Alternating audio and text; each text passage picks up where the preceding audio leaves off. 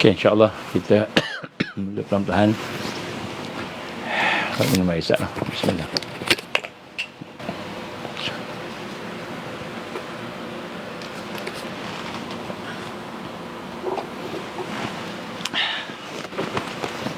InsyaAllah kita mula dengan Ummul Quran. Al-Fatihah. A'udzubillahi minasyaitanirrajim. Bismillahirrahmanirrahim. Alhamdulillahi Rabbil Alamin. Ar-Rahmanirrahim. Maliki yawmiddin. Iyyaka na'budu wa iyyaka nasta'in. Ihdinas siratal mustaqim. Siratal ladzina an'amta 'alaihim ghairil maghdubi 'alaihim waladdallin. Amin.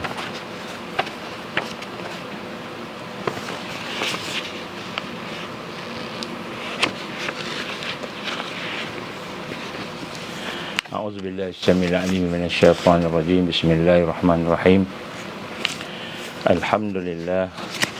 Alhamdulillahi rabbil alamin.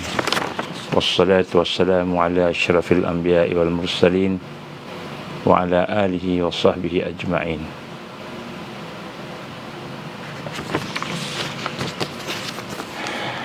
Subhanaka la ilma lana illa ma 'allamtana innaka antal alimul hakim. Wala hawla wala quwwata illa billahil aliyil azim.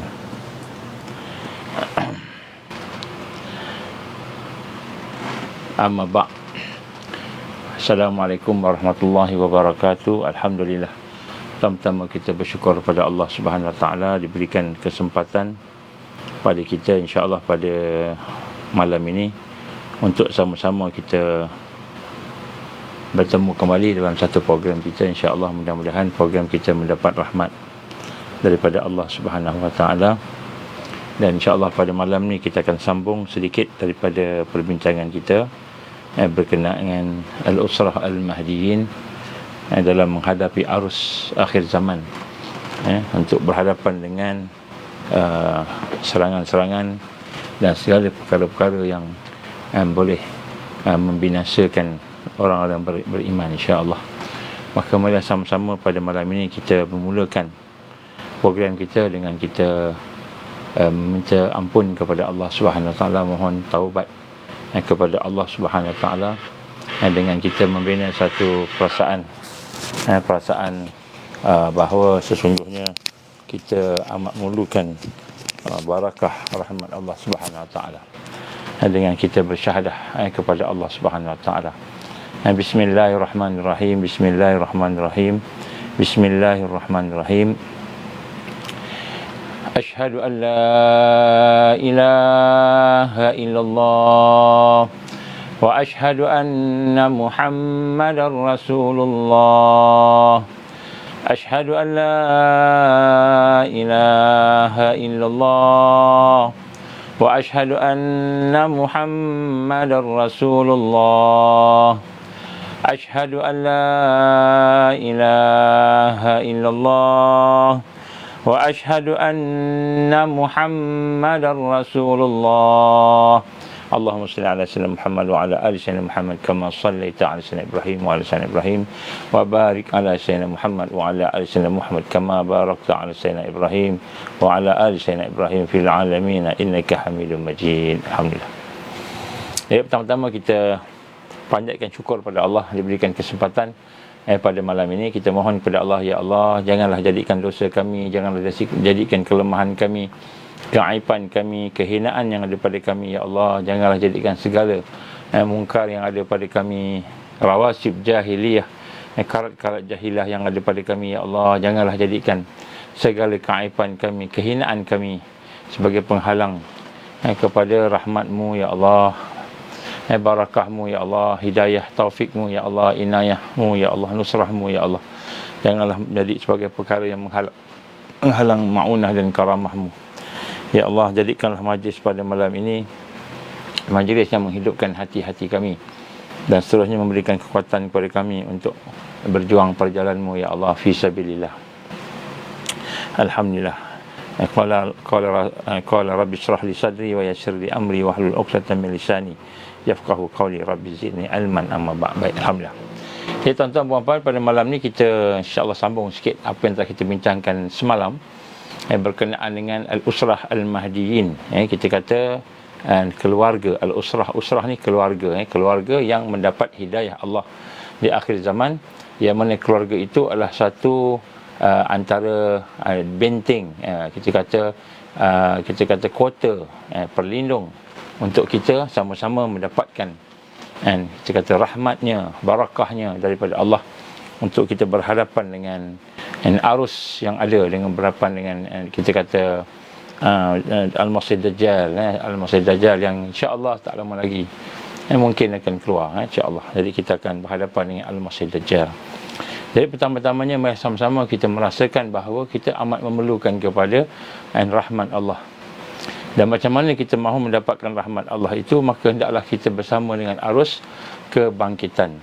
Arus kebangkitan. Jadi sebenarnya seluruh dunia sekarang ini sedang bangkit.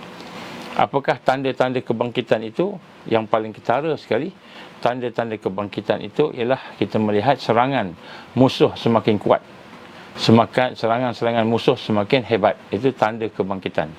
Maknanya kita dapati di sana sini mula diserang dari seluruh aspek, sampai peringkat kita punya akidah kita diserang, kita punya pemikiran kita diserang, fizikal kita, ekonomi kita, semuanya akan diserang. Dan kita telah melihat bagaimana kekacauan demi kekacauan berlaku di dalam negara kita, di dalam mana-mana negara. Pada hari ini dari sudut berbagai aspek lah. Antaranya aspek pemimpin-pemimpin yang berpecah. Kita dapati hari ini ramai pemimpin-pemimpin yang menggelarkan diri mereka sebagai pemimpin, tetapi rupa-rupanya mereka ni telah, kita dah nampak bagaimana tembelang, kita kata kekotoran yang ada pada mereka, kejahatan yang ada pada mereka. Salah satunya adalah keikhlasan mereka, di mana hari ini ramai di kalangan pemimpin kita hanya berfikir tentang bagaimana nak menang PRU. Nak menang PRU je dia fikir. Dia tak fikir macam mana nak berkhidmat dan nak melaksanakan amanah yang ada. Sebab itulah kita lihat hari ini pemimpin-pemimpin dia tak kisah. Kalau kita kata pemimpin kisah rakyat ni memang hampir-hampir tak ada lah. Hampir tak ada. Kalau ada pun mungkin terlalu sedikit. Itu pun hanya sebilangan kecil daripada kehidupan mereka. Belum lagi kehidupan mereka itu menjadi orang yang betul-betul nak membantu orang lain ataupun rakyat. Susah sangat. Kemudian pada masa yang sama juga kita melihat fitnah-fitnah bertambah kuat. Kita kata di kalangan perpecahan, di kalangan manusia ini bertambah kuat. Ini insya-Allah antara tanda-tanda bagaimana pada hari ini kita telah semakin hampir kepada kemenangan. Dan daripada satu pihak yang lain, ujian-ujiannya akan bertambah besar. Ujian-ujian yang digambarkan oleh Rasulullah sallallahu alaihi wasallam, antara ujian-ujian yang bakal kita nampak ialah bagaimana Dajjal ini dia akan ada kuasa, Allah izin, kuasa dan sihir. Yang mana kuasa dan sihir itu boleh sampai peringkat menguasai hujan. Dia boleh kuasai hujan. Dia boleh menurunkan hujan apa yang dia nak turun. Dia boleh tahan hujan. Ini antara apa yang kita lihat dalam hadis-hadis Rasul sallallahu alaihi wasallam berkenaan dengan bagaimana Dajjal dia akan memporak-perandakan kehidupan umat pada masa dia datang tu. Jadi kita lihat dia ada kontrol hujan. Jadi sebab tu kalau kita tengok setengah-setengah tempat kering kontang, setengah tempat ada hujan dan sebagainya. Jadi kalau kita kata adakah ini merupakan perkara-perkara yang coincident, dia tidak ada satu perkara yang berlaku dengan coincident, kecuali dia ada apa? Dia ada planning dan perancangan. Yang paling besar sekali lah perancangan Allah Subhanahu Wa Taala. Sebab tu tuan-tuan dan puan-puan rahmati Allah, pada hari ini saya ingin menyatakan dengan penuh rendah hati bahawa kita akan berhadapan dengan ujian yang besar. Ujian itu sama ada dalam bentuk fizikal ataupun spiritual ataupun mental. Tiga-tiga aspek ni. Ataupun dia akan datang dalam bentuk kekacauan-kekacauan peperangan. Jadi ujian-ujian ni akan datang. Kenapa? Kerana Rasul sallallahu alaihi wasallam pun menyebut di dalam hadis-hadisnya. Kita dah pernah baca hadis ni lama dah. Dah banyak kali kita baca dengan hadis-hadis akhir zaman. Oleh itu, untuk kita bertahan, maka wajib kita mempertahankan diri kita yang nombor satu. Nombor satu, diri kita. Ku anfusakum wa ahlikum nara. Yang pertama, pelihara diri kamu dan kemudian ahli keluarga kamu. Jadi ahli keluarga pun kita kena pelihara. Kalau kita hanya fikir diri kita sendiri sahaja, maka kita juga akan berakhir. Diri kita tu akan berakhir nanti. Jadi sebab tu kita nak kena fikir juga keluarga kita. Nak kena fikir juga ahli kita. Ahli kita namanya sahabat-sahabat kita, saudara kita. Kena fikir sama-sama. Sebab tu kehidupan di akhir zaman ini, kehidupan yang digambarkan berhadapan dengan fitnah yang besar ini, kita tak boleh berhadapan melainkan bersama-sama dengan jamaah. Jamaah ni mula dengan diri kita dan ahli keluarga kita, itu jamaah. Kemudian selepas itu dengan sahabat-sahabat kita yang satu kefahaman, insya-Allah. Jadi insya-Allah pada malam ini kita telah pun pada malam semalam kita telah pun berbincang mengenai dengan perkara-perkara asas dan kebangkitan. Kebangkitan adalah kebangkitan dan arusnya ialah arus Islam. Jadi dua arus. Yang pertama arus Islam, yang kedua adalah arus Dajjal. Kamu akan dikerumuni oleh bangsa-bangsa dunia sebagaimana kamu mengerumuni makanan. Ini yang digambarkan oleh Rasulullah sallallahu alaihi wasallam. Maka kita akan berhadapan dengan suasana itu, yang sedang berhadapan pun. Maka oleh itu kita hendaklah merasakan bagaimana pada hari ini bilangan orang yang Islam ini ramai. Yang paling ramai agama-agamanya, yang paling banyak peningkatan agamanya adalah al-Islam. Tapi kamu akan dikerumuni. Bagaimana kamu mengerumuni makanan. Kamu akan dimakan. Kamu akan diratah. Kamu akan dicincang. Kamu akan dikunyah. Kamu akan ditelan. Hidup-hidup. Maka disitulah Nabi gambarkan kamu ibarat buih di dalam banjir. Arus. Arus. Jadi arus ni arus apa? Arus jahiliyah. Arus jahiliyah. Jadi sebab itulah pada hari ini kita dah bincang. Kita akan sambung perbincangan kita mengenai ad-darurah at-tamayus. Kalau kita benar-benar mahu menyelamatkan diri kita, keluarga kita dan juga saudara kita, masyarakat kita ini, maka hendaklah kita membina kekuatan yang disebut sebagai ad-darurah at-tamayus. Dan itu kita mesti ada satu perbezaan. Perbezaan yang wajib, perbezaan yang wajib, yang daruri, yang darurat lah kalau bahasa kita ni.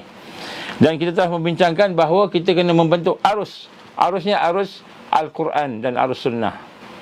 Itu arus dia. Dan kita kena hidupkan Al-Quran di dalam kehidupan. Kita dah bincangkan 4 perkara yang penting di dalam Al-Quran yang digambarkan, perlu kita faham, iaitu ilah, Rabb, dan ibadah dan din, ad-din. Kita bincanglah semalam. Jadi pada hari ini kita akan sambung. Kita akan meneliti satu lagi perkara yang berlaku, yang sedang berlaku dan yang akan berlaku, yang mana pada masa berlakunya perkara-perkara berkenaan itu, maka kita akan berhadapan dengan keadaan-keadaan yang susah, dengan kekuatan musuh, kekuatan musuh, insya-Allah. Baik. Jadi yang dimaksudkan oleh Rasulullah sallallahu alaihi wasallam bahawa kita akan berhadapan dengan arus dan kita ibarat buih itu, ialah buih itu kita tidak ada kekuatan Al-Quran, tidak ada kekuatan Islam, tidak ada kekuatan ukhuwah, tidak ada kekuatan kasih sayang, malahan tuduh menuduh. Sebab pasal tuduh menuduh ni, saya teringat ada di kalangan kita yang dulu mula-mula asalnya bersama-sama lah dengan NGO ni, GPMC lah, bersama-sama dengan PPIM lah, bersama-sama dengan NGO yang ada. Dengan apa ni, Tok Ki pun ada, Ustaz Masrizi pun ada, Datuk Asri, dengan berbagai lagi lah, kita kata kawan-kawan kita lah, kan, dalam GPMC dan sebagainya. Tapi apabila berlaku mula kita berdepan dengan kekuatan-kekuatan, ancaman-ancaman, sehingga salah seorang daripada kita meninggal dunia, diserang dengan sihirnya dan sebagainya. Ada juga yang lain yang sakit, yang banyak sebagainya. Maka di kalangan kita ni terpecah. Di kalangan pejuang-pejuang ni berpecah. Dan ada yang cuba nak mengambil alih GPMC, cuba nak mengambil alih NGO ni menggunakan branding yang ada, dan menggunakan media yang ada, dan kemudian menuduh macam-macam. Antaranya termasuklah tuduhan-tuduhan, fitnah-fitnah yang dikenakan. Saya pun kena jugalah tuduhan-tuduhan begitu. Yang disebut kat sini, kan, berlakulah perkara-perkara demikian kerana kita tidak memahami akan satu hakikat bahawa bukan sahaja kita nak selesaikan masalah-masalah yang ada, tetapi kita kena faham kita juga sedang diserang. Kita juga sedang berada di dalam arus jahiliyah. Nak sebut kat sini arus jahiliyah. Jadi pada hari ini kita nak tengok tentang ciri-ciri ataupun hakikat jahiliyah itu yang menjadi arus yang akan menghancurkan al-usrah al-mahdiyin, yang akan menghancurkan umat yang beriman, yang akan menghancurkan semua orang yang nak dekat dengan Allah, dia akan dihancurkan. Begitu.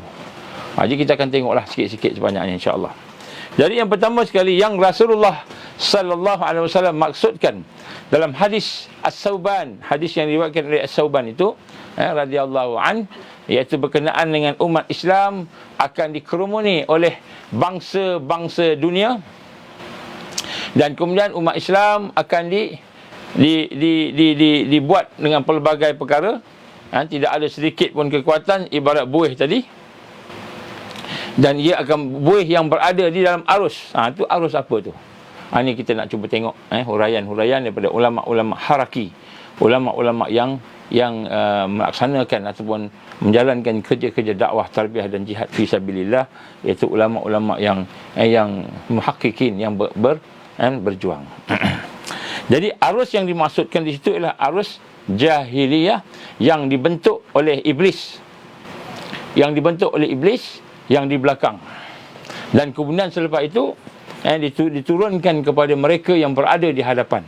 Jadi nak sebut kat sini, tuan-tuan rahmat-Allah, mereka ada pelbagai strategi, pelbagai strategi yang ada. Contohnya saya nak bacakan sikitlah. Ini mukadimah, ini tak usah tajuk ni. Apa strategi yang mereka melakukannya? Yang pertama sekali, strateginya ialah mereka membina rangkaian rahsia.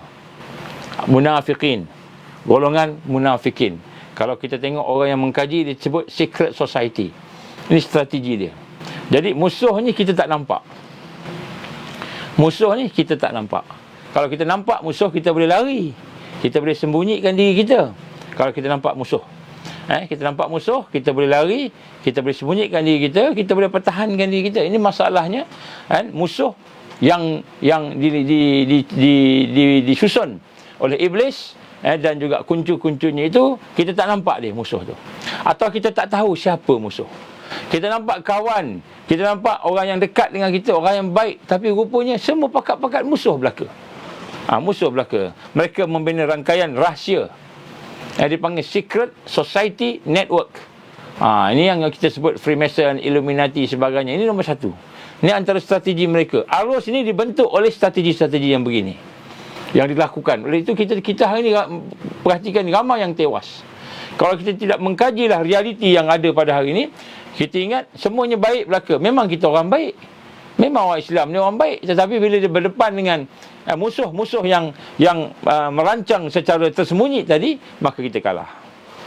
Kita kalah. Kita ingat sekarang ni tak perang, sedangkan Allah Subhanahu Wa Taala menggambarkan mereka tidak akan berhenti-henti. Mereka tidak akan berhenti-henti memusuhi, memerangi kamu. Itu Allah firman dalam surah Al-Baqarah ayat 217. Tidak akan berhenti-henti memerangi kamu. Jadi kita ingat perang itu masih dulu saja.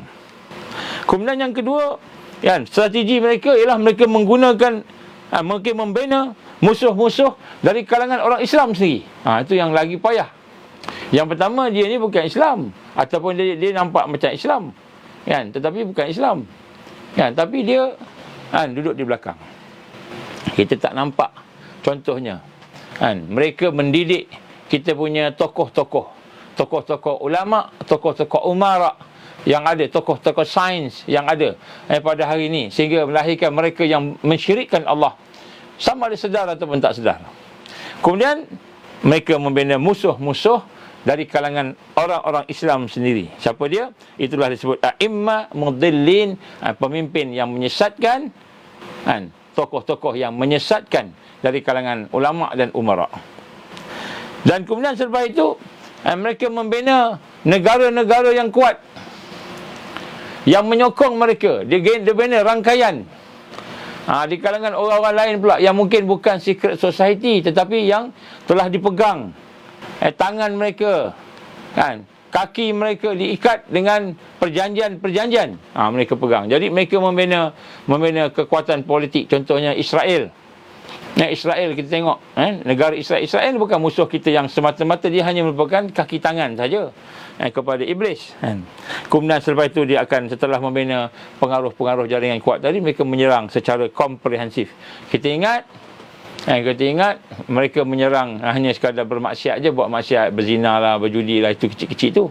Tetapi dia menyerang secara komprehensif. Menyerang secara komprehensif. Dia pecah belahkan negara umat Islam. Jadi yang menjadi masalah kita bila kepecah belahkan umat Islam. Ini semua diserang. Kalau dulu ulama-ulama berbeza pandangan. Berbeza pendapat, berbeza ijtihad, tetapi perbezaan mereka masih lagi dalam rangka syarak. Hari ini berbeza dalam rangka mengkafirkan, dalam rangka membid'ahkan, dalam rangka menyesatkan. Kata ni menyesatkan, ni kafir, ni bid'ah dalalah ni finnar, masuk neraka ni dia boleh jadi kafir, boleh dibunuh, sampai mereka macam tu. Sampai mereka macam itu. Jadi maknanya kita lihat, bukan saja mereka membina secret society, mereka membina a'immah mudallin, mereka membina kekuatan-kekuatan diri mereka tadi, sebenarnya mereka menyerang pula Islam secara komprehensif. Dan kemudian dia menyerang Islam pula bukan hanya komprehensif secara menyeluruh, diserang pula Islam dalam bentuk sendi-sendi kekuatan Islam. Contohnya sekurang-kurangnya ada 7 sendi kekuatan umat Islam sekurang-kurangnya. Yang pertama sekali adalah al-iman wal fikrah mu'minin. Ada hari ini orang yang beriman dengan kefahaman dia, orang beriman dengan keyakinan dia, maka diserang. Maka ramai orang ada beriman, tetapi dia beriman iman ni sekadar iman yang apa? Iman yang cakap-cakap saja. Dia boleh cakap, tak boleh buat. Sedangkan Allah benci orang yang boleh cakap tak boleh buat.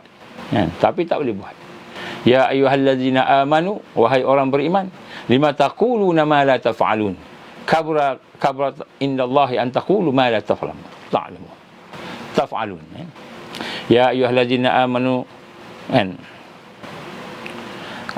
wahai orang yang beriman, lima taqulu, mengapa kamu bercakap apa yang kamu tidak berbuat.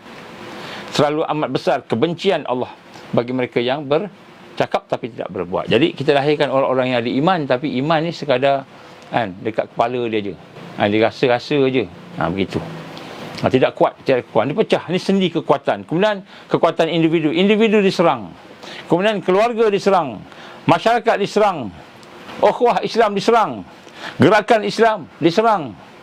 Dan akhirnya antara perkara yang diserang ialah aktiviti utama yang dilakukan oleh gerakan Islam, dakwah, tarbiyah dan jihad fi sabilillah, itu juga dihancurkan, diserang. Kita semua sendi-sendi kekuatan kita diserang semua. Ini tajuk strategi lah. Jadi sebenarnya ada banyak strategi yang dia orang buat lah. InsyaAllah kalau kita boleh berbincang dalam perkara yang kita kata lebih menyeluruh, kita boleh bincang. Tapi banyak strategi dia. Tapi sebenarnya strategi dia tu, dia tiru Rasulullah SAW. Macam Rasulullah membina kekuatan, dia macam dia menghancurkan, dia terbalik. Tapi jadi bagaimana kita nak buat? InsyaAllah kita ada strategi dah. Allah dah bagi dah tunjuk dah melalui Rasulullah sallallahu alaihi wasallam, insya-Allah. Rasulullah SAW dah tunjuk pada kita macam mana nak berhadapan dengan semuanya ada dah. Clear, jalan yang clear. InsyaAllah ada satu masa kita boleh bincang, tapi tidak di FB lah. Baik. Jadi arus apakah yang dibentuk pada hari ini yang kita akan kalah? Itu disebut sebagai arus jahiliyah. Jahiliyah ni kita kata perkataan bila sebut jahiliyah ni, kita kata bahawa ramai yang kata bahawa jahiliyah ini adalah merupakan sesuatu yang dah berakhir. Dah tak ada dah jahiliyah ni, orang Arab dulu kata. Masa zaman Nabi SAW dulu belum menjadi rasul, itu jahiliyah. Sekarang dah tak ada jahiliyah dah. Ada orang cakap macam itu. Jadi ada orang kata bahawa jahiliyah ni zaman-zaman Arab sebelum Islam dulu. Padahal jahiliyah ini dia berlaku pada setiap masa, setiap masyarakat, setiap tempat, dan boleh berlaku kepada sesiapa sahaja. Jadi pada hari ini kita nak tengok apakah arus yang ada.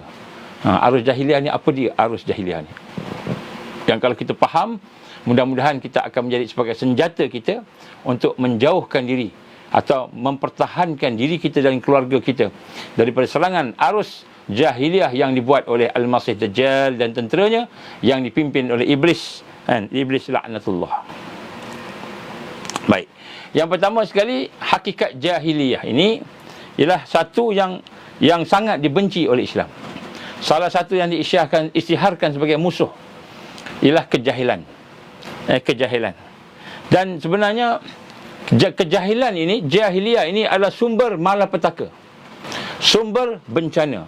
Jadi kalau di akhir zaman ini, yang kita katakan serangan daripada tentera, al-harbun, peperangan yang berlaku di antara orang beriman, orang Islam dengan orang yang bukan Islam, yang menyerang, yang memusuhi Islam.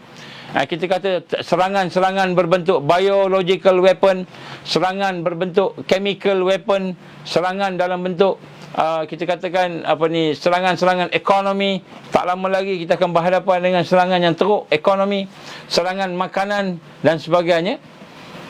Jadi sebenarnya segala serangan, segala malapetaka, ad-dukhan, bencana alam, segala malapetaka yang Allah Subhanahu Wa Taala turunkan di atas muka bumi ini, yang ditimpakan kepada manusia termasuk orang beriman, sebenarnya bukanlah bencana. Bukanlah bencana.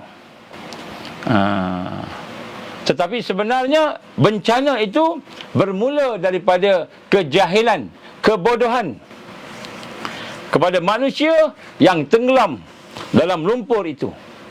Lumpur kebodohan. Jadi jahiliyah inilah yang menyebabkan bencana itu menjadi malapetaka. Kita kata ujian kesusahan menjadi malapetaka bukan sebab ujian tersebut, bukan sebab kesusahan tersebut, bukan sebab kita kata tak ada makan, banjir, peperangan, nuklear bom, kita kata berlaku kesusahan. Bukan sebab itu. Sebenarnya malapetaka bukan itu. Itu adalah merupakan ujian-ujian Allah Subhanahu Wa Taala yang digambarkan tidak akan terkena sebenarnya kesannya kepada orang beriman. Tetapi yang kita kata sumber kepada malapetaka, bencana yang akan mendatang kepada semua orang yang ada di muka bumi ini di akhir zaman ialah dia bermula dengan kebodohan, kejahilan, jahiliyah yang digambar tadi. Dan inilah akan menyebabkan manusia itu selama mana hidup dalam keadaan jahiliyah, hidup dalam keadaan kejahilan, kebodohan itu, maka manusia itu akan menderita dan kesannya amat besar dalam kehidupan kita. Ini kita kena faham. Dan akhirnya dengan kejahilan manusia itu, jahiliah yang ada dalam arus itu, maka manusia itu akan menyimpang dari sudut akidahnya, dari sudut keyakinannya, dan akhirnya hidup dalam keadaan kesesatan. Di situlah mereka akan menjadi mangsa kepada Dajjal, tenteranya dan segala yang ada. Jadi sebab itulah kata jahiliyah yang sebenar itu, perkataan jahiliyah itu yang merupakan arus masyarakat pada hari ini, arus dunia pada hari ini, secara bahasanya kita kata kebodohan. Secara bahasanya kita katakan kebodohan yang merangkumi keseluruhan makna bodoh, iaitu penyelewengan dalam beribadah. Contohnya penyelewengan dalam beribadah, kezaliman dan pembangkangan dalam kebenaran. Dan jahiliyah yang terbesar adalah menyembah kepada selain Allah. Itu jahiliyah paling besar. Jahiliyah yang paling besar adalah mensyirikkan Allah Subhanahu Wa Taala. Dan inilah yang dikatakan ciri yang paling dominan yang ada pada arus di dunia ini, yang akan membawa malapetaka, bencana kepada seluruh manusia. Jadi kita tengok sini bagaimana bencana alam ni, datang banjir, tak lama lagi kita akan berhadapan dengan banjir. Kita akan berhadapan dengan bencana alam taufan. Mungkin kita akan berhadapan dengan kebakaran. Mungkin kita akan berhadapan dengan ekonomi yang kita kata menyusahkan kita. Mungkin kesihatan. Mungkin ketenteraan yang akan memaksa orang beriman, dikepungnya, ditangkapnya, diseksanya, mungkin dibunuh orang beriman tadi. Sebenarnya semua kesusahan-kesusahan di akhir zaman ini bukanlah satu bencana, melainkan sekiranya dia datang bersama dengan kejahilan kita, bersama dengan jahiliyah yang ada pada kehidupan kita dan keluarga kita. Itu sebenarnya arus. Dan jahiliah yang saya sebut tadi itu ialah jahiliah dalam penyelewengan dalam ibadah. Ibadahnya tak buat, ibadahnya tak betul, tidak sahih.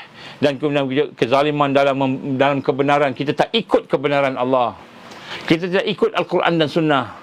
Kemudian kita yang paling besar sekali, arus jahiliah yang akan menjadi malapetaka, jadi bencana kepada kita, ialah penyelewengan dalam akidah kita, itu menyembah selain Allah, syirik kepada Allah Subhanahu Wa Taala. Maka ketika itulah, pada masa itulah kehidupan mereka yang berada dalam keadaan yang pelbagai di akhir zaman akan menjadi bencana kepada dia. Menjadi bencana kepada dia. Ini kita kena faham yang ini. Jadi jangan kita tengok saya kena duduk kat rumah yang tinggi supaya tak banjir. Saya kena duduk ke dalam tempat tanah yang rata supaya dia tidak runtuh. Saya kena duduk dalam keadaan yang tempat yang terlindung daripada taufan. Kita tengok bencana ni, bencana ni kita tengok arus yang ada ni, kejahatan, kerosakan, semua tu kita nampak sebagai bencana. Sebenarnya semua itu adalah ujian.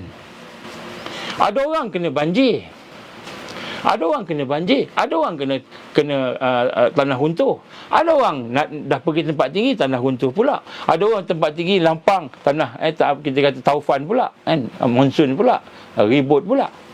Jadi bencana ni ada pelbagai-bagai bencana, dan kita akan berhadapan dengan pelbagai kesusahan. Memang ada tempat elok pula, ada peperangan pula. Macam kita di Malaysia. Di Malaysia ni digambarkan kepada kita oleh pihak-pihak berkuasa sekurang-kurang 1.3 juta. 1.3 juta kurang lebih lah.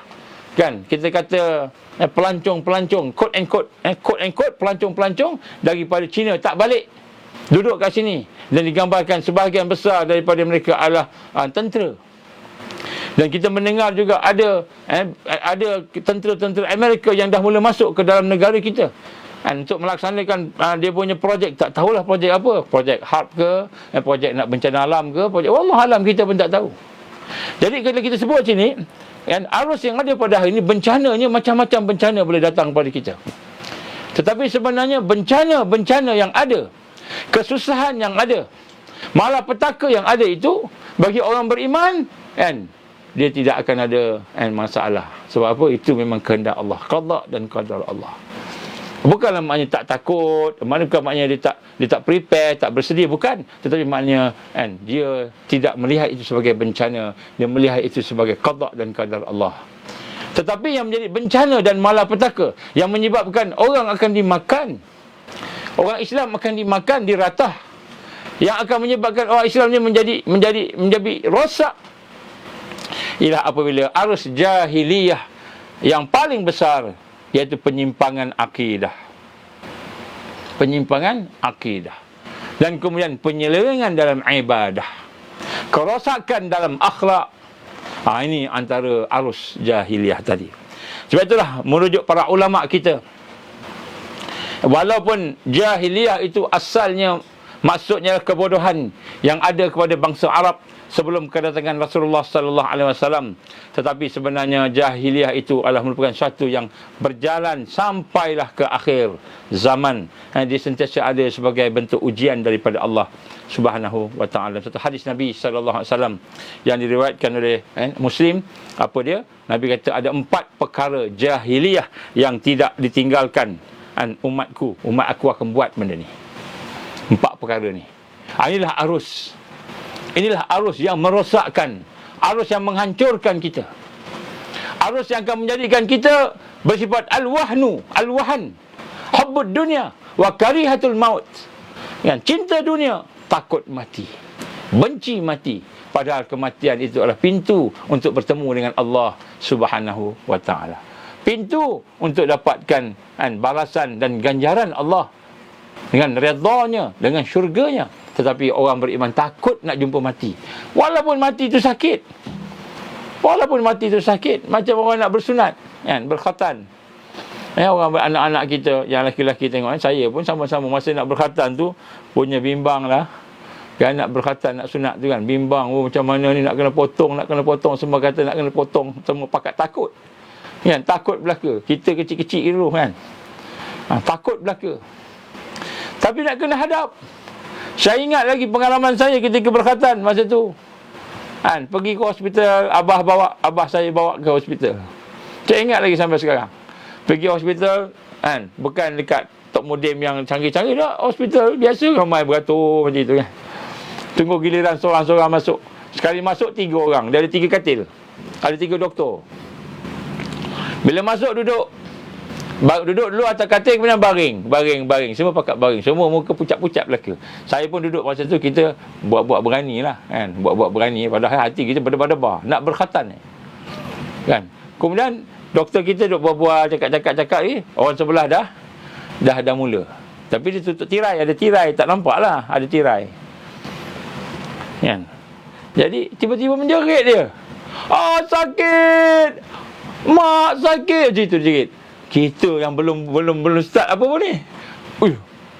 Menjerit, orang sebelah menjerit. Kita jadi panik. Panik tapi mujurlah kan. Ustaz ajar, abah ajar kan. Banyakkan selawat la ilaha illallah, letakkan yakin pada Allah, jangan takut. Ini semua adalah sebahagian daripada perkara yang kita nak kena lalu kan. Saya pun tahan. Lepas tu dia pun angkat kain kita. Pakai kain lah, mana lagi seluar kan. Pakai kain, angkat kain kita ke muka tak tahan. Dia pun mula injek. Masa injek sakit lah juga sikit. Sakit juga kan. Masa injek tu. Lepas tu sakit lah juga. Sakit tapi tahan. Allah ya Allah macam tu. Budak-budak kan. Tapi akhirnya berjalan. Dah habis, dah balut semua. Balik rumah jalan, pelan terkangkang jalan daripada hospital. Dulu punya berkhatan. Tapi kena hadapi juga.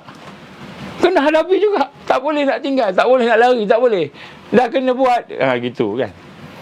Jadi begitulah kita dengan akhir zaman. Kita dengan arus yang ada. Kita dengan bencana alam. Kita kena lalui, kita kena berdepan. Kita kena menghadap. Bukan kita lari, kena menghadap. Katalah peperangan dunia berlaku di Laut Cina Selatan. Di Laut Cina Selatan. Maka kita pun kata, susah dah mula tengok letup sana, letup sini kan contohnya. Tiba-tiba ada arahan, jangan keluar rumah sebab ada radiation. Kita pun takut, makanan dah tak ada sebagainya. Contohlah. Takut kan. Tetapi sebenarnya itu semua bukanlah bencana.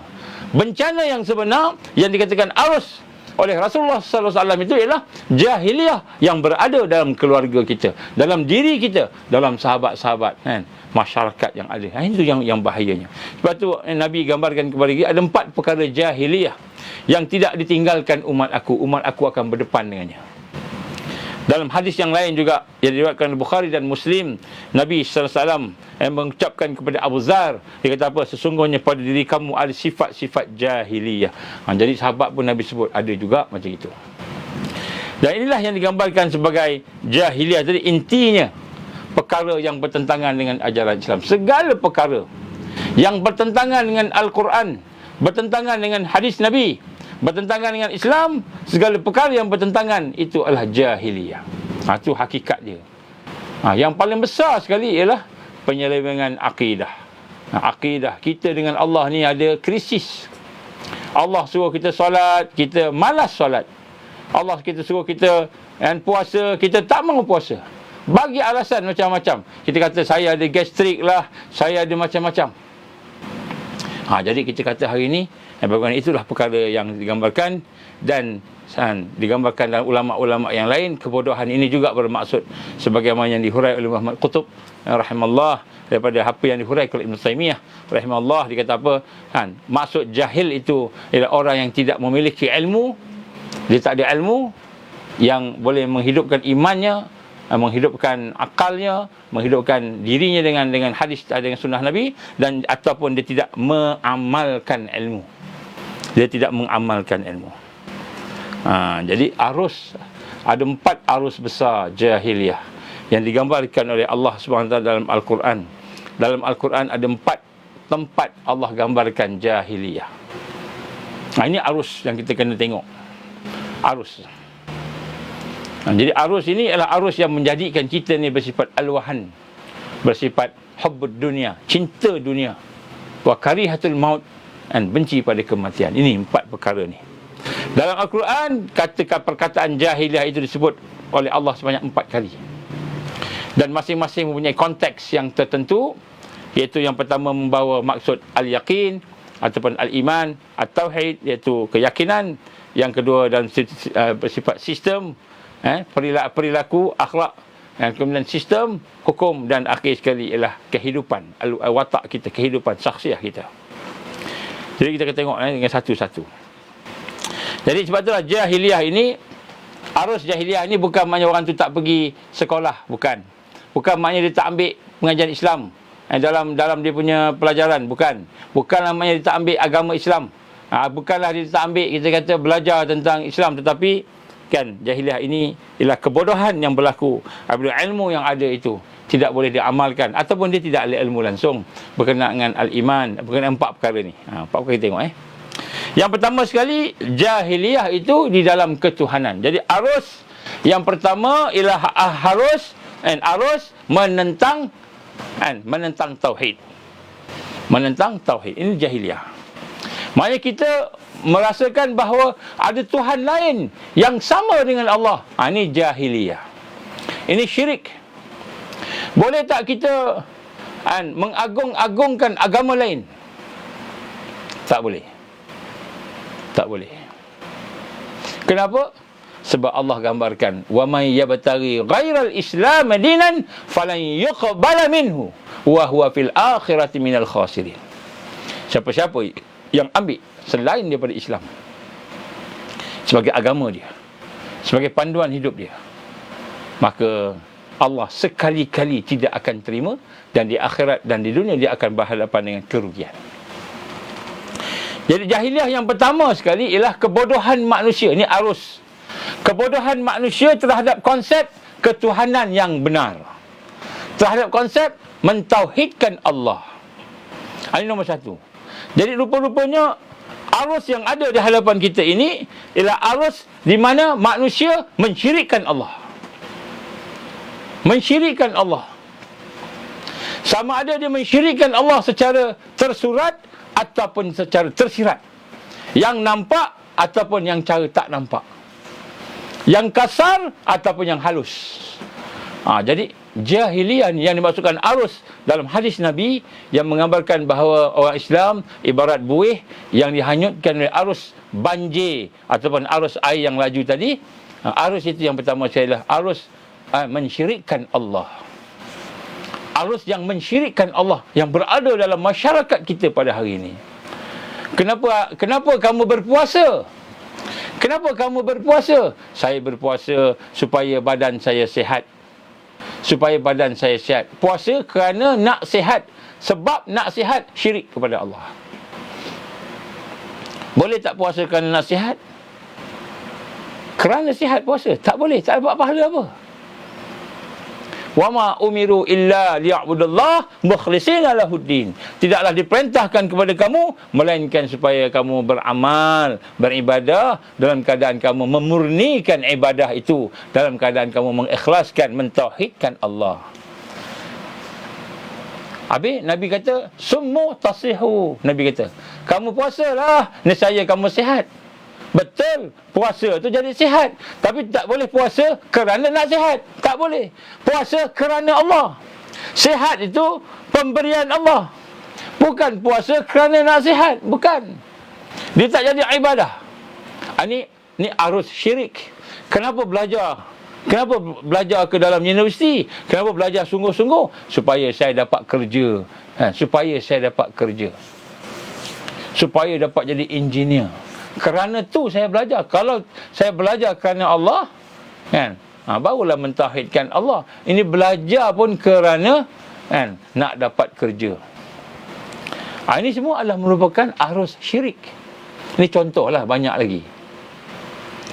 Jadi sebab tu kita sebut, sahaja aku solat, sahaja aku sembahyang maghrib, isyak contohnya, 3 rakaat, 4 rakaat, tunai kerana Allah. Jadi walaupun bila kita solat, kita akan sihat. Walaupun kita solat, kita akan dapat satu bentuk exercise. Tapi kita tak cakap kerana nak exercise. Tak cakap.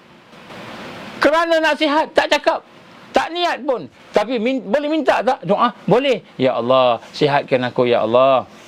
Sihatkan aku. Minta ke Allah, boleh minta. Kita puasa, kita minta sihat, boleh tak? Kita berpuasa, minta sihat, boleh tak? Minta ke Allah, boleh. Tapi kerana puasa tu, kerana nak sihat, tak boleh. Kenapa kamu baca surah Waqiah tiap-tiap malam? Nabi kata, siapa yang baca surah Waqiah tiap-tiap malam, maka dia apa? Maka dia tidak akan ada kefakiran, tidak akan disentuh oleh kefakiran. Kita baca surah Waqiah kerana tak nak fakir, syirik. Kita baca surah Waqiah kerana Allah, nak dekat Allah, ikhlas kerana Allah. Tapi Allah tak bagi fakir, itu kita doa, ya Allah, janganlah aku bagi diberikan kefakiran. Minta ke Allah, boleh tak? Minta tak apa, boleh minta, tak ada masalah. Tapi jangan kerana tu tiba-tiba kita dah baca surah Waqiah, baca surah Waqiah, baca surah tiap-tiap malam baca, tiba-tiba kita masih lagi miskin, fakir. Maka kita akan kata, tak guna dah baca surah Waqiah. Kenapa? Dia baca surah Waqiah kerana tak nak fakir, bukan kerana Allah. Maka Allah beri tak kat dia? Allah tak bagilah. Kenapa Allah tak bagi? Kerana dia minta pada dunia, dia bukan minta pada Allah Subhanahu Wa Taala. Kenapa sembahyang duha? Tiap-tiap hari saya nampak awak ni rajin sembahyang duha. Yelah, sembahyang duha ni kan pembuka rezeki sebenarnya. Saya sembahyang supaya saya kaya. Sembahyang kerana nak kaya, tak boleh. Sembahyang kerana Allah. Kita minta, ya Allah kayakan aku, minta pada Allah, tak apa. Tapi jangan kerana nak kaya. Ini adalah arus syirik. Sampai kita rasa, tak apalah macam itu. Kita buat sesuatu kerana sebab tu bila orang buat sesuatu kerana makhluk, dia akan mula mengungkit. Ya Allah, aku dah semayang banyak. Ya Allah, aku dah baca surah Waqiah. Ya Allah, aku dah surah duha dah. Ya Allah, aku dah buat A, B, C, D. Aku dah buat semua. Kenapalah aku miskin, ya Allah? Kenapa aku miskin? Dia baca, dia ibadah bukan kerana Allah, kerana nak kaya, kerana nak sihat, kerana yang lain. Maka dia menjadi syirik tanpa kita sedar. Adakah Allah takkan bagi apa yang kita minta? Allah bagi, tapi bukannya kerana tu. Nampak ni arus jahiliyah, kebodohan dalam bertuhan kepada Allah Subhanahu Wa Taala. Kebodohan dalam konsep ketuhanan. Kita ingat dah okey dah. Sebab tu Allah gambarkan, tidaklah aku perintahkan kepada kamu melainkan kamu melaksanakan ibadah berubudiyah mukhlisin lahuddin. Kamu dengan ikhlas, dengan murni, dengan bersih di dalam agama itu. Jadi Allah perintah macam gitu. Tapi oleh kerana arus hari ini, berbagai arus, saya buat ini kerana manusia. Kalau kita dah buat baik kat orang kan, tiba-tiba orang tu tak cakap terima kasih kat kita. Aku dah bagi, dah tolong, dah buat macam-macam, terima kasih pun tidak. Adakah kita minta balasan terima kasih daripada manusia? Sedangkan kita minta balasan hanya daripada Allah. Kita buat sesuatu, ya Allah, aku serahkan ibadah aku ni kepada Engkau. Inna salati wa nusuki wa mahyaya wa mamati lillahi rabbil alamin. Ya Allah, sembahyang aku, penumpuan hidup aku, seluruh hidup aku dan kematian yang aku akan datang ini, ya Allah, seluruhnya kerana Engkau, ya Allah. Kita tak minta balasan, ya Allah, kerana supaya orang panggil aku orang hebat, supaya aku dapat duit, supaya aku dapat. Tak ada. Jadi, tetapi oleh kerana arus syirik, arus mensyirikkan Allah di dalam ubudiyah tadi itu, telah menjadikan kita ni ditimpa bencana demi bencana.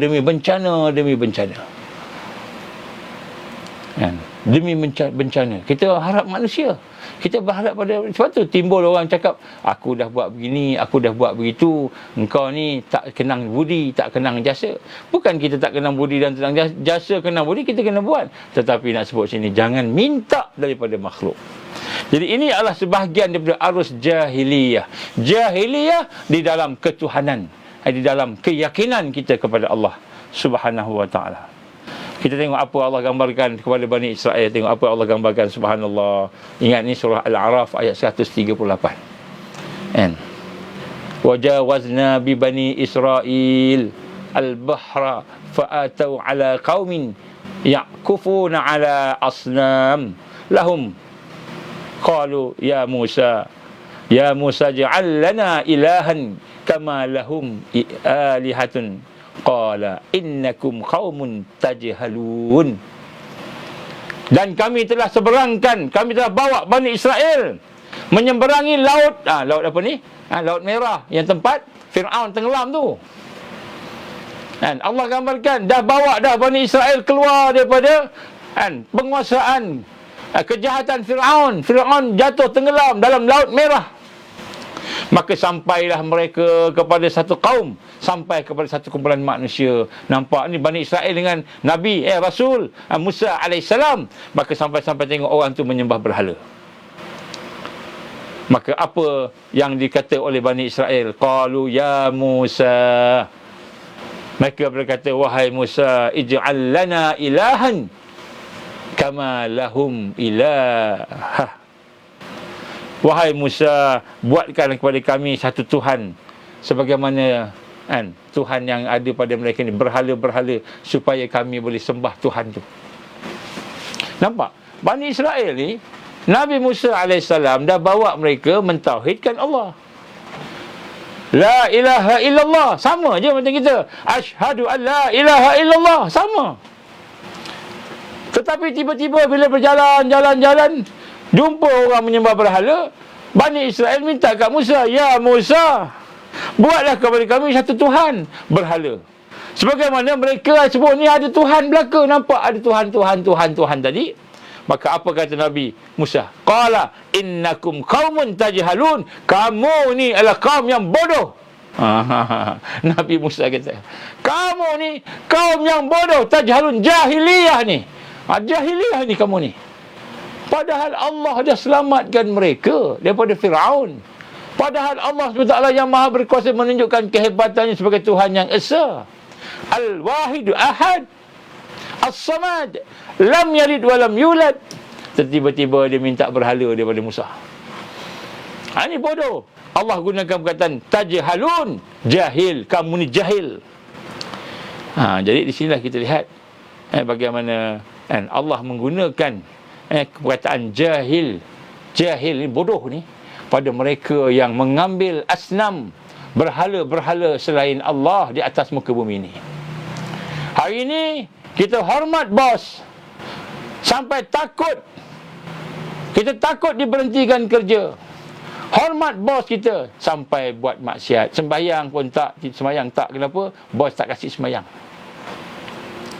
Kita hormat customer kita, klien kita, pelanggan kita. Customer always right, kata kita.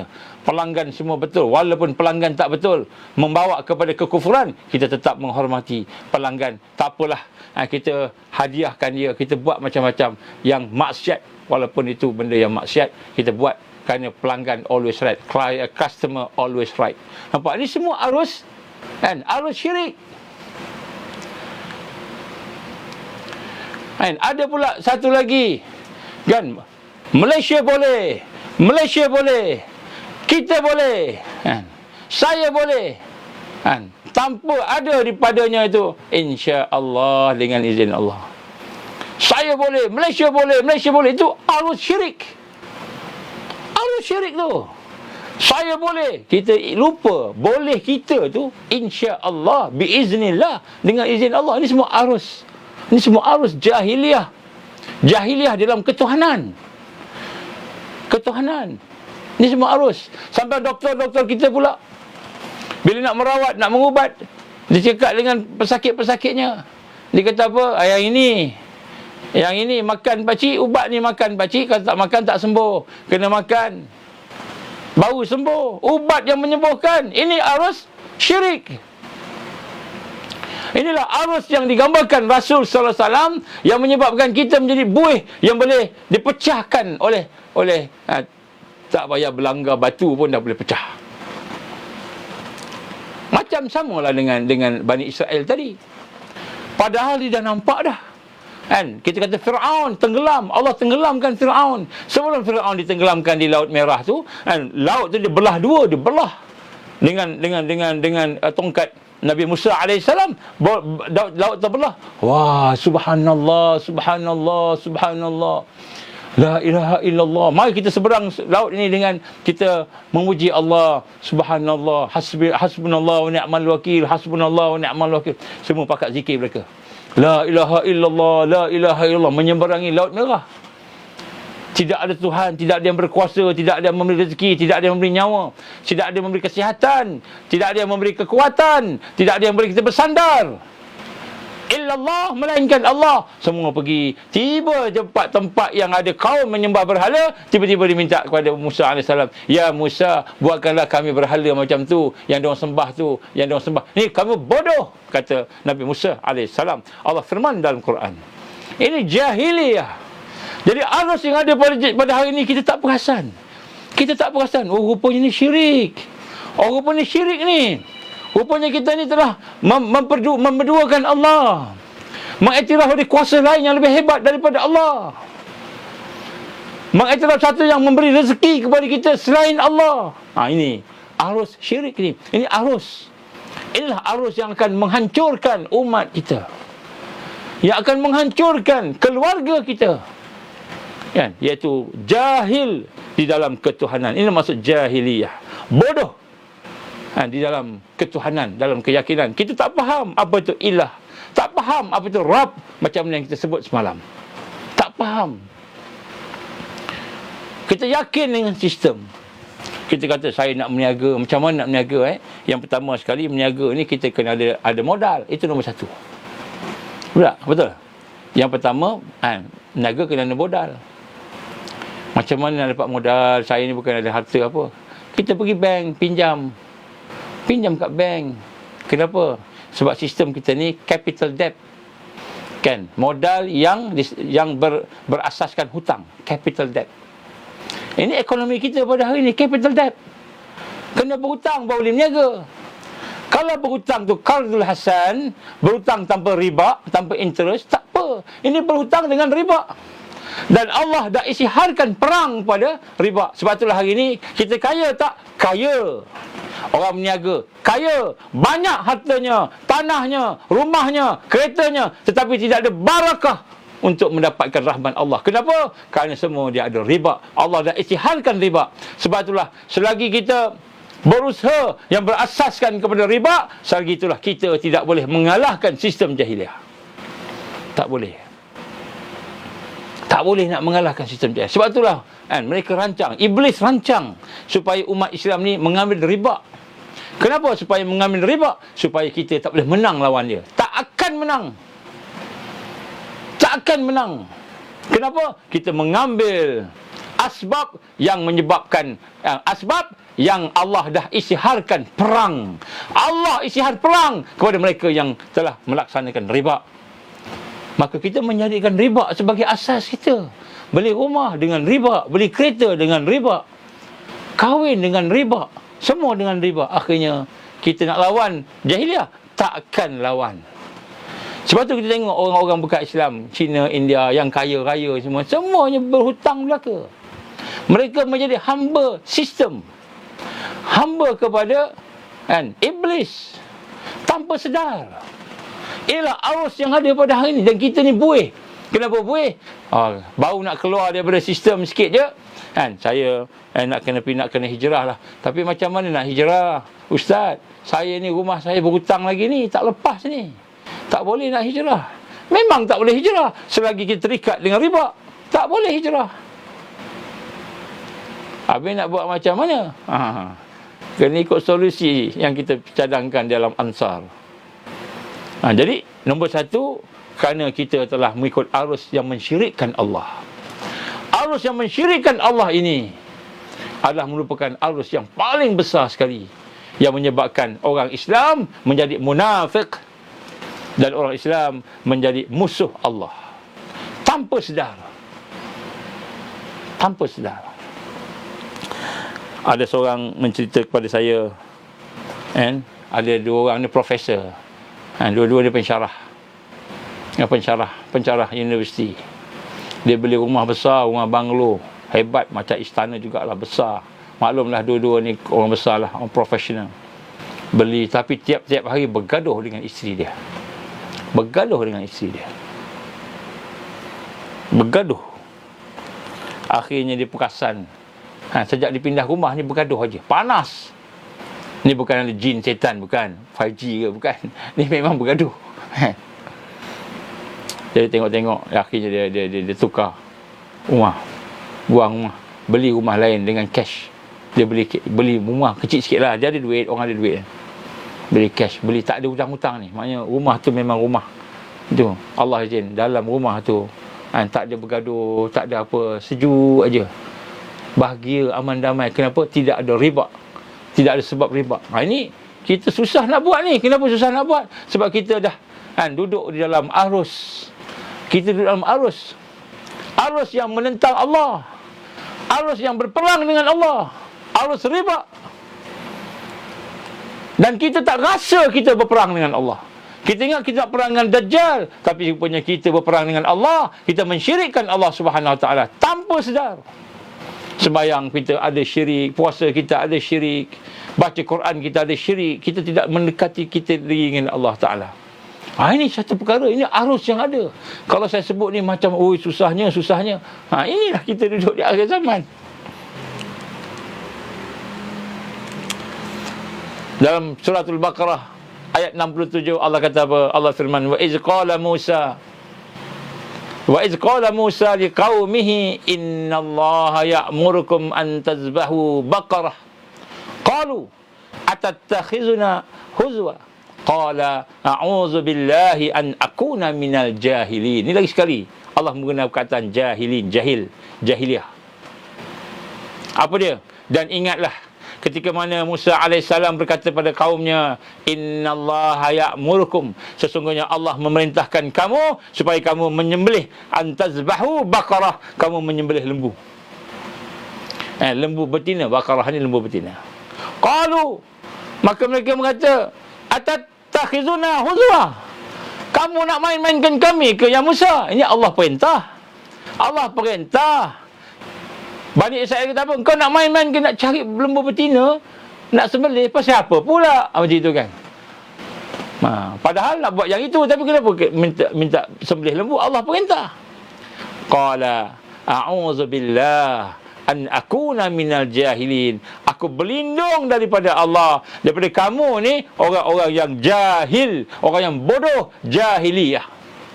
Jadi Allah perintah tinggalkan riba. Tiba-tiba dia kata tak boleh lah Ustaz. Kalau tak ada riba ni macam mana nak berniaga Ustaz? Tak boleh lah Ustaz nak tinggalkan riba. Kalau tak riba macam mana saya nak hidup Ustaz? Tak boleh. Kita kata tak boleh. Kenapa? Kita duduk dalam arus riba yang ada pada hari ni. Tak boleh nak tinggalkan, tak boleh nak tinggal, tak fikir. Kita tak sanggup nak hidup susah, tapi dalam barakah Allah tak sanggup nak hidup susah, tapi dalam rahmat Allah tak sanggup. Kenapa? Mensyirikkan Allah. Harus mensyirikkan Allah. Seolah riba itulah, ekonomi debt capital itulah yang memberi rezeki pada kita, yang memberi makan pada kita. Seolah-olahnya macam gitu. Padahal bukan. Allah yang bagi. Tapi oleh kerana syirik dah tebal sangat, kita tak boleh lah nak ambil sistem Islam. Tak boleh dah nak bentuk sistem Islam. Tak boleh dah. Kita dah terlalu jauh. Tak boleh. Jadi macam Bani Israel. Maka kata Nabi Musa, a'udzubillah, aku berlindung daripada Allah, an akuna minal jahilin, daripada kamu ni yang jahilin, yang jahil, yang bodoh dengan Tuhan kamu. Allah perintah tu, maknanya Allah Maha mengetahui. Allah Tuhan kita. Tiba-tiba kita kata tak maulah nak ambil riba lah, tak maulah nak buat A, B, C yang merupakan apa yang Allah larang. Allah larang, kita ikut sahaja. Maka inilah masalah mensyirikkan Allah yang merupakan arus yang menjadi dasar kepada arus jahiliyah yang ada pada hari ini. Ini mensyirikkan Allah. Ini arus yang mendasar, yang menjadi asas kepada kerosakan yang lain. Yang doa kita tak diterima Allah, yang makanan kita tak jadi halal, yang minuman kita tak jadi baik, kehidupan kita tak ada rahmat, barakah tak ada, bergaduh sana sini, keras hati kita, kosong hati kita. sakit hati-hati kita ini kerana syirik yang ada dalam kehidupan kita. Ini arus yang ada. Ini sebut arus jahiliyah tadi. Arus yang sedang melanda kita hari ini. Kita disapu oleh arus itu. Sehingga akhirnya kita berada dalam keadaan kesusahan. Bila datang dukhan, bila datang bencana alam, bila datang ekonomi, bila datang masalah makanan, semua itu kita nampak masalahnya. Itulah makanannya masalah. Semua kita nampak dunia itu masalah. Sedangkan kita nampak masalah utama, malah petaka pertama, bencana yang pertama ialah kita mensyirikkan Allah. Wa iyazbillah min zalik. Dan hari ini dah ada dah. Dah ada dah apa dia? Pinjaman tanpa interest. Dah ada dah. Tapi asasnya interest. Masih lagi interest. Apa interestnya? Dia menggunakan digital currency. Kami boleh bagi kamu hutang. Kamu ada berapa hutang sekarang? Saya ada 100,000 tuan. Tapi saya nak berniaga macam inilah. Saya bagi kamu loan tanpa interest. Saya bayarkan kamu 100,000 tu. Kan kamu bekerja besok, kamu bayarlah balik 100,000 kat kami. Kemudian saya akan tambah lagi 100,000. Free je bagi 100,000. Kemudian tak ada interest. Oh ya ke tuan? Ya, bismillahirrahmanirrahim.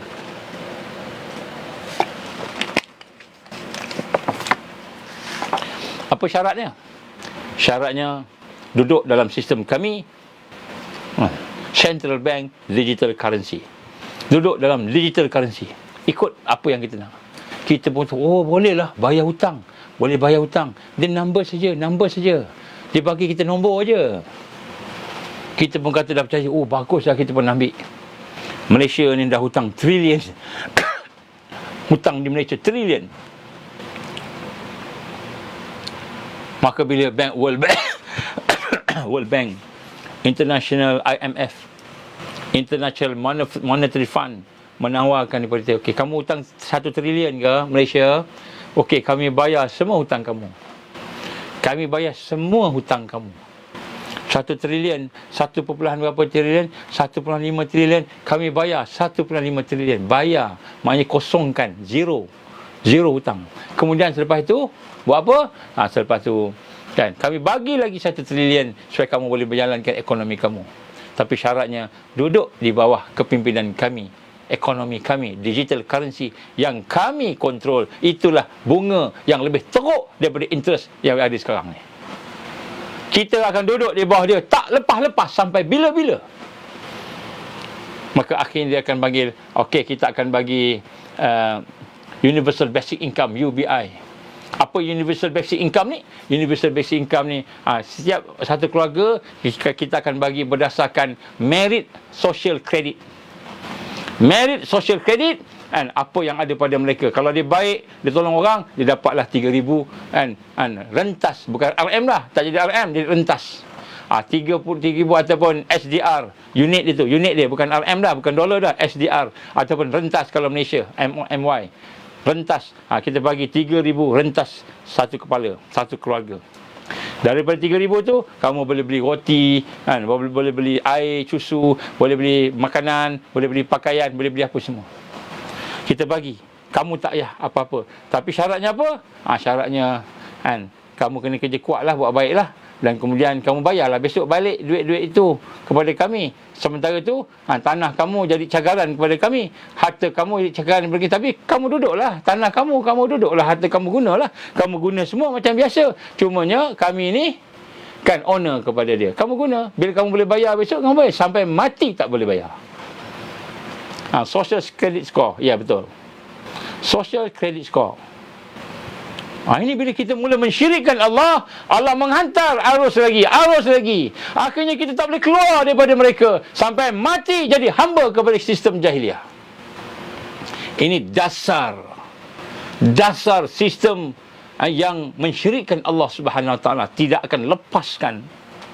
Jadi sebab tu kita hari ni nak tahu, inilah perkara yang paling dasar di dalam arus jahiliah yang ada pada hari ini, ialah apabila kita menyimpang daripada dasar-dasar mentauhidkan Allah. Mentauhidkan Allah maknanya apa? Asyhadu an la ilaha illallah. Kita mengaku, menjadi saksi, membenarkan bahawa hanya Allah sahaja ilah kita. Al-Ahad, Al-Wahid, Al-Ahad. Dia sahaja yang esa. Wa asyhadu anna Muhammad Rasulullah, dan kita hanya mengambil Islam. Islam sahaja, bukan sistem lain. Bukan sistem lain, sistem Islam aja. Bermula daripada kita nak bangun pagi pergi kerja, bunga makan, bersukan, kita belajar, kita buat apa sahaja, semua mesti sistem Islam. China dah mula dah, betul. Social credit score ni China dah mula dah. China dah mula. Jadi sinilah kita lihat. Kita lihat bagaimana arus yang pertama ialah arus yang menyebabkan kita ini mensyirikkan Allah. Sebab tu apa yang Rasulullah buat, Allah sebut dalam Al-Quran. A'udzubillahi minasyaitanirrajim. Dengar elok-elok. Ini baru jahiliah pertama ni, jahiliah yang bodoh dalam ketuhanan, bodoh di dalam mentauhidkan Allah. Walaqad ba'atsna fi kulli ummah, dan sesungguhnya kami membangkitkan, mengutuskan kepada seluruh ummah rasulan, para rasul. Apa tugas rasul ni? An ya'budullah wajtanibut taghut. Apa kata Rasul? Rasul kata, kamu sembahlah Allah, kamu tauhidkanlah Allah, kamu ibadahlah pada Allah, wajtanibut taghut, dan kamu jauhkanlah taghut. Taghut ni siapa? Melampaui batas, syaitan, sistem syaitan, sistem iblis, itu taghut. Faminhum man hadallah wa minhum man haqqat alaihi ad-dalalah fasiru fil ard fanzuru kaifa kana akibatul mukazzibin. Ni kita, Allah tegur kita. Allah tegur kita. Apa dia? Hendaklah kamu menyembah Allah, an ya'budullah wajtanibut taghut, dan kamu jauhkan, kamu tinggalkan taghut. Ni sistem syaitan. Faminhum man hadallah, di kalangan kamu itu ada yang menerima seruan Allah tadi, hidayah Allah. Ada di kalangan yang terima. Wa minhum man haqqat alaihi dhalalah, dan di kalangan kamu itu akan ada yang ditimpa pula kesesatan. Kenapa? Kerana tak ikut perintah Rasul. Maka apa Allah perintah? Oleh itu, fasiru fil ard, maka kamu pergilah, mengembaralah, tengoklah apa yang ada atas muka bumi ini. Fanzuru, kamu tengok sungguh-sungguh, kaifa kana akibatul mukazzibin, apa yang berlaku kepada umat-umat yang sebelum kamu ni, yang telah mendustakan rasul-rasulnya. Tengok Fir'aun, hebat macam mana pun, habis mati dia. Tengok Namrud, hebat macam mana pun, habis. Lut, kaum Lut yang tak ikut Nabi Lut, habis. Kita pergi ke Jordan. Tengok laut, apa nama dia? Laut Mati. Laut Mati ni perbuatan kaum Nabi Lut. Dia buat homoseksual. Kemudian Allah hukum mereka, dia angkat, kemudian dia telangkupkan. Segala penyakit semua ditelangkupkan ke bawah. Atasnya sekarang ada laut, nama Laut Mati. Penuh dengan garam. Garam tu tak nak bagi dia punya bakteria ke apa tu naik ke atas. Garam tu membunuh dia. Kita pergi situ mandi seronok-seronok. Oi, laut ni tak payah berenang, letak badan pun dah boleh terapung. Kita berseronok ke situ. Lupa di bawah kita tu bangsa Lut yang tak ikut kepada hidayah Allah. Telah diazab oleh Allah. Lupa. Kaum Sodom. Sodom. Jadi kita pergi pula ke Mesir, kita pergi ke Babylon, tengok kaum Namrud, Raja Namrud, macam itu juga. Habis. Fir'aun, habis. Tengok perhatikan orang yang tak ikut jejak seruan Rasulullah sallallahu alaihi wasallam. Jadi yang pertama ni, jahiliyah ni arus mensyirikkan Allah. Jadi kita akan berhadapan dengannya. Tak lama lagi kita akan berhadapan dengannya dengan lebih cepat lagi, iaitu one world religion. One world religion ni nak mensyirikkan kehidupan kita dengan Allah Subhanahu Wa Taala. Kemudian ada masa lagi. 10 lah.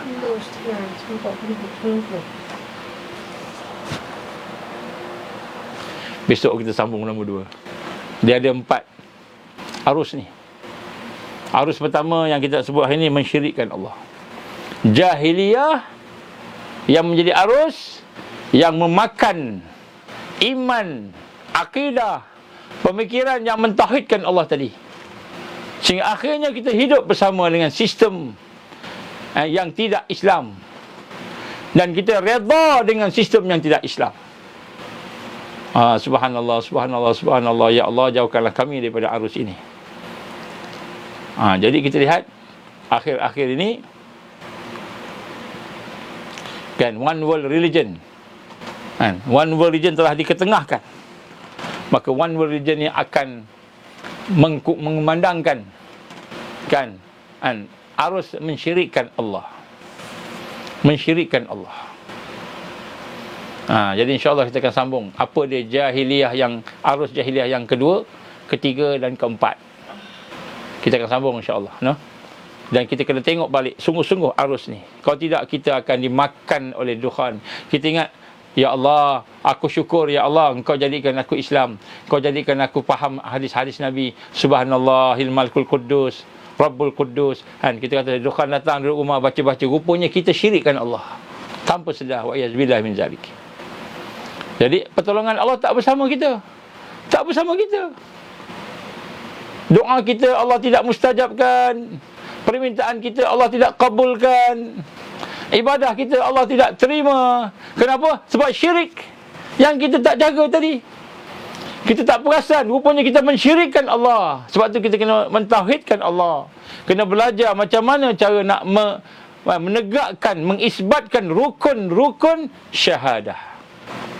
Mengisbatkan, membenarkan, menetapkan kan zat Allah, kan sifat-sifat dan nama Allah, mengisbatkan sifat dan nama Allah, mengisbatkan af'al Allah, perbuatan Allah, mengisbatkan ajaran risalah Rasulullah sallallahu alaihi wasallam. Ini kita kena faham ni, barulah kita boleh kan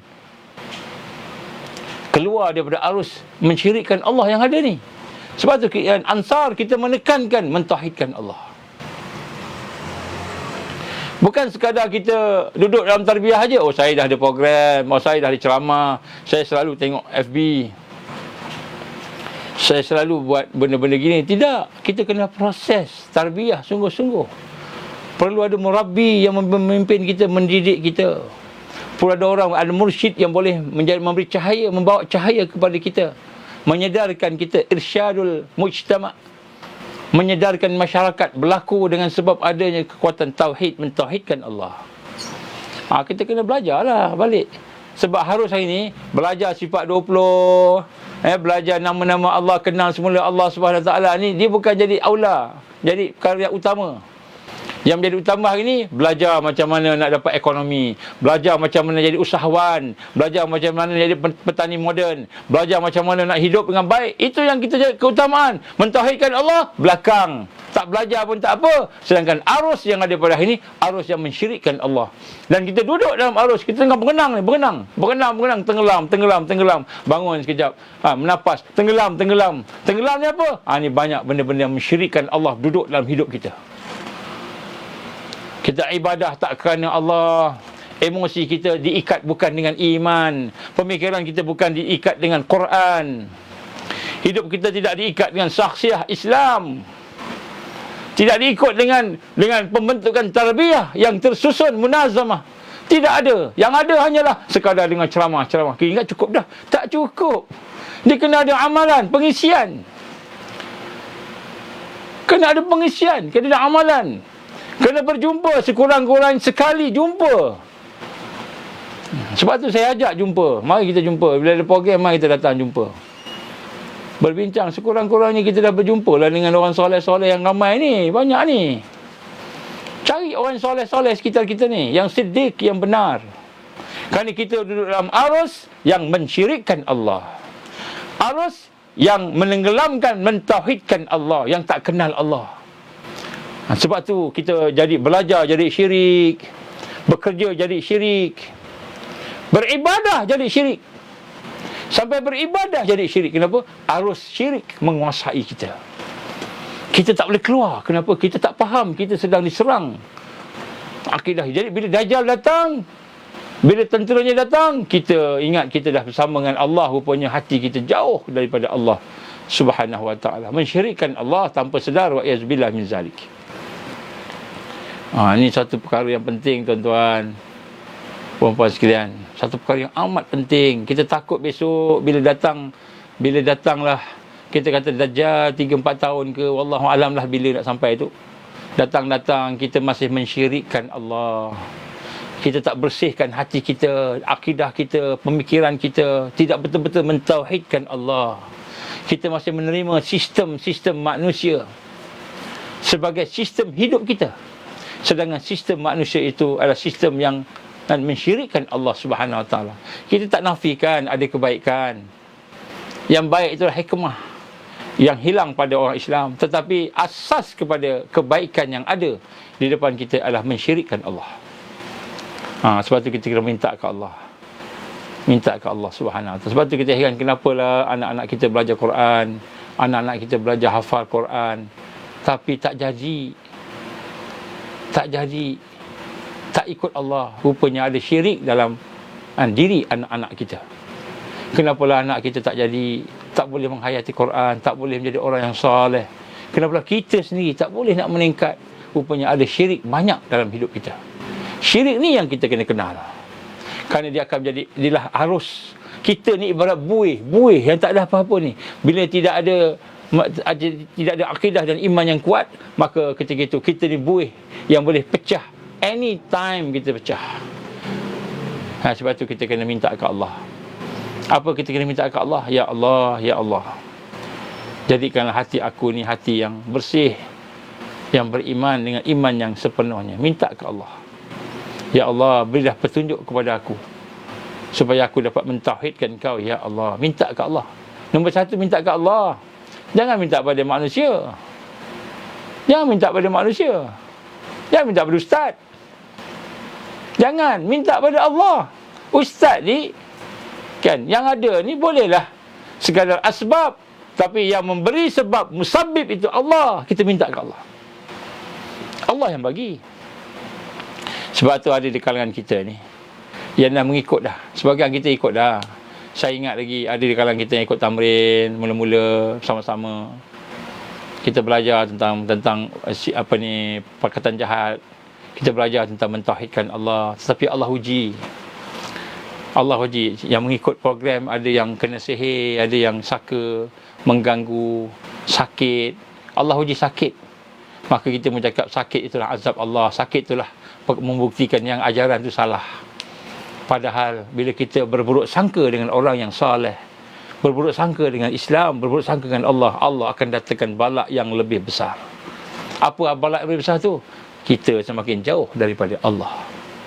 Ini hukumannya. Maka kita mula rasa renggang, jauh daripada kebenaran Allah. Kita rasa jauh, rasa tak sedap. Sebab apa? Rupanya buruk sangka kita tu.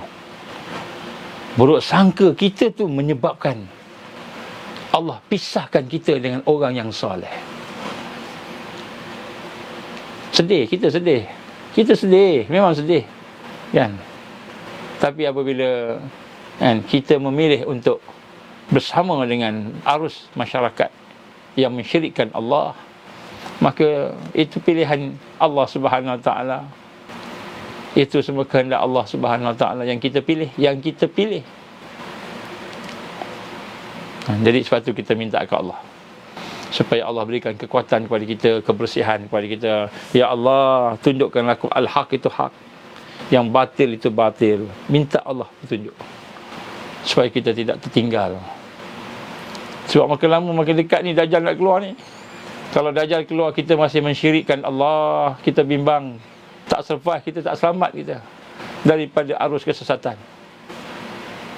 Tak selamat kita daripada arus kesesatan kalau kita masih ada syirik kepada Allah Subhanahu wa ta'ala.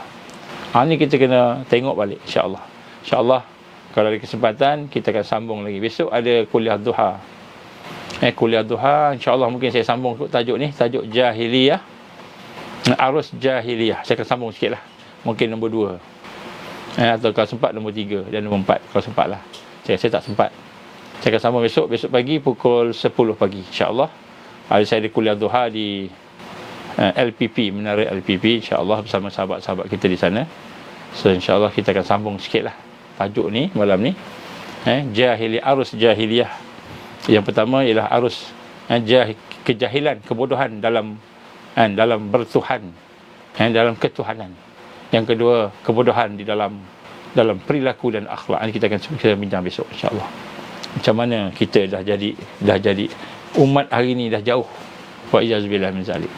A'udzubillahi minasyaitonirrajim. Bismillahirrahmanirrahim. Alhamdulillahirabbil alamin wassalatu wassalamu ala asyrafil anbiya'i wal mursalin wa ala alihi wa sahbihi ajma'in. Allahumma innaka ta'lamu anna hadhihi al-qulub qad tamat ala mahabbatik wa taqat ala ta'atik wa tawahadat ala da'watik وتعاهدت على نصرة شريعتك فواثق اللهم رابطتها وأدمتها وأهدها سبولها واملأها بنورك الذي لا يخبو واشرح صدورها بفيض الإيمان بك وجميل التوكل عليك وأهيها بمعرفتك وأمتها على شهادة في سبيلك يا الله إنك نعم المولى ونعم النصير. اللهم يا مقلب القلوب ثبت قلوبنا على دينك وعلى طاعتك وعلى الجهاد في سبيلك لا إله إلا أنت سبحانك إنا كنا من الظالمين. ربنا أتمم لنا نورنا واغفر لنا إنك على كل شيء قدير. اللهم إنا نعوذ بك من أن نشرك بك شيئا نعلم ونستغفرك لما لا نعلم. اللهم إنا نعوذ بك من أن نشرك بك شيئا نعلم ونستغفرك لما لا نعلم. اللهم إنا نعوذ بك من أن نشرك بك شيئا نعلم ونستغفرك لما لا نعلم. يا الله يا حي يا قيوم برحمتك نستغيث. يا الله يا حي يا قيوم لا إله إلا أنت الله الواحد الأحد الصمد الذي لم يلد ولم يولد ولم يكن له كفوا أحد.